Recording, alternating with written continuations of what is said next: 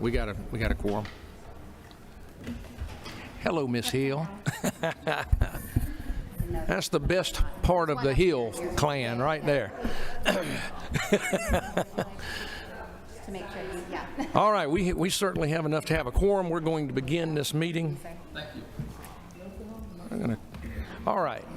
We, just to confirm, Tara, we have a good quorum here. Okay. So we are going to call this meeting to order. We are here today. Folks, we passed Miss Senator Harrell's SB 610 in this committee. Our last meeting, it passed unanimously. It was well received. This bill was sent back to us from Rules with an amendment or a substitute. We have a substitute measure that you have before you that was sent back from Rules by Representative Pruitt. Representative Pruitt, if you will explain the substitute, and again, I think the members will agree, since we go back in at 1:30, just to explain the changes. Senator Harrell's language is intact, and she is here to confirm that. What we're going to do here is, if you look at LC 9143S here, section 1 there has to do with some substance abuse treatment centers. So what we'd probably like to do is take that piece out for now. We'll come back and target that again later. All right, so if we would... Okay. Go ahead. Let me just say this, Representative. So I think that is wise. Since we produced a substitute, there's been some conversations that you and I had and others had. The department seemed satisfied with it, that this would not harm any of these facilities, any residential facilities in any way. However, there are still questions, and I think we should be cautious. So we will just, when we take this up, we will amend this by removing that later in the process. Here in a moment. But so if that is your recommendation, I have to tell you, I think that's wise at this point. So so section 2 is continued, the existing language that was in 610 originally. All right, and so the target then is down further on lines 50 and below. And so all that is doing is taking House Bill 1404, which we've already passed and is over in the Senate now, which has to do with the Institutions for Mental Disease, IMDs. I can expand on that if we want to, for the interest of time. It's just 1404, the exact same language taken out of that and stuck on the bottom of this, because it is in the subject matter of waivers as well. Representative Pruitt, so 1404 is a measure, it passed unanimously, am I correct, in the House? I think we had 3 people that were against it. No, that's okay, but everyone should know the vote. So there were 3 no votes, the balance of the House was yes votes. Yes. And so I do think it's reasonable that you explain what that bill did, which is line 51 through 56, briefly to the members, just as a reminder. Absolutely, yeah. So the House Rural Development Council, that was a finding from that council that came out that said that, hey, this is something we could target. And what we're doing is we're trying to increase access to mental health care for our private psychiatric hospitals, IMDs, Institutions for Mental Disease. And so a waiver application was created through Medicaid in 2015. Subsequently, about 30 states have applied for those waivers. 2017, they expanded it to include substance use disorders, and so you can see there on the last line there, it talks about substance use disorders as well. So it's mental health and substance use disorders. Private psychiatric hospitals within the state of Georgia, they can now accept payment patients with Medicaid.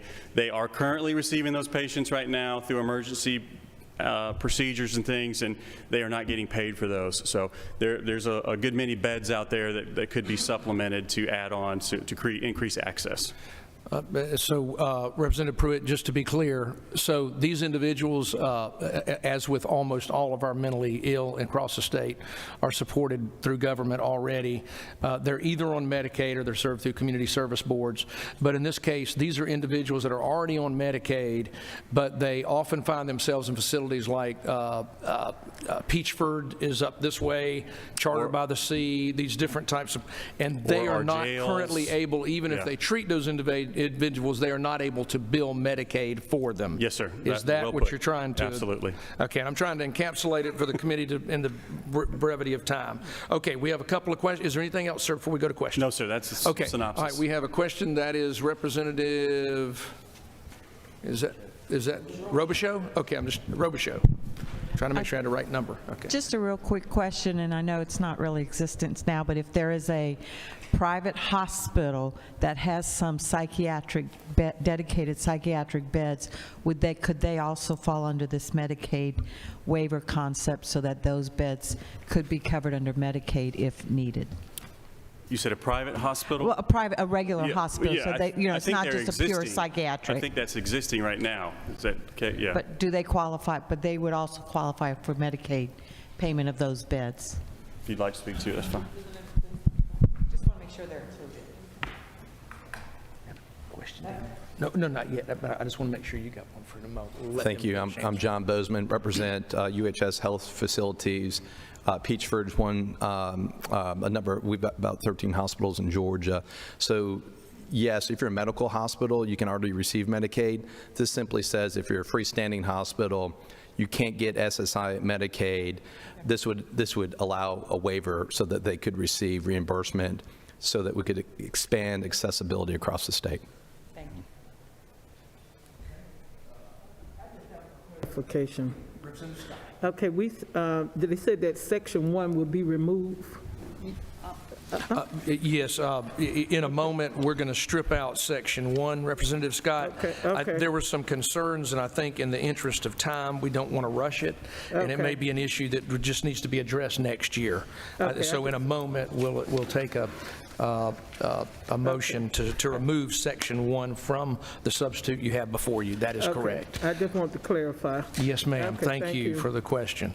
Representative, oh, okay. All right. Any further discussion? Okay. We have Representative Allen. Just wanted to make the motion to remove section 1.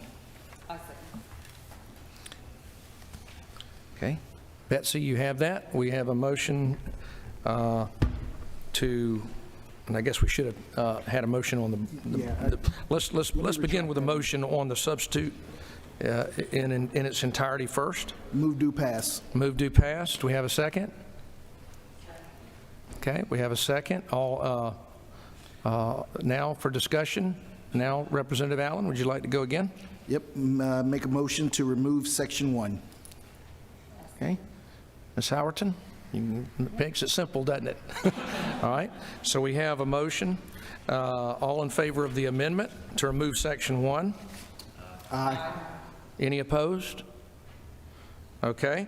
So now we have the substitute before you. That's LC 339143S minus Section 1. All you have is Section 2 and Section 3. Which basically is Representative Pruitt's and, of course, Senator Harrell's bill. All right, all in favor of the now substitute? Any opposed?